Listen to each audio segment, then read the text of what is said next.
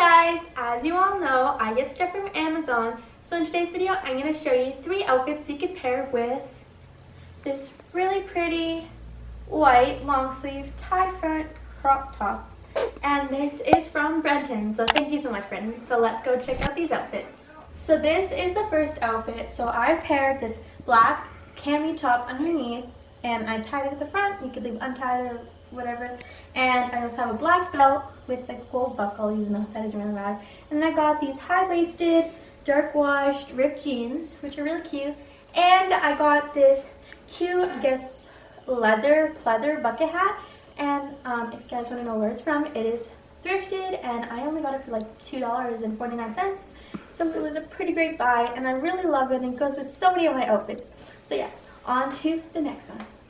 So this is the next outfit, and I untied it for this one, and the strings did bother me a little bit, so I'm just going to tuck them into the shirt, but you could leave it out if you want, because, you know, your decision. It's just my view of it. Yeah, and I paired this with the same black top underneath, because of course the top is see-through, and I have these black cargo pants, which I just got, and I love them so much, and I have the pleather bucket hat on again because I just felt it made it look 10 times better, and I just really love this look. I think this is my favorite one out of all of them. Let me know what you think. On to the next one.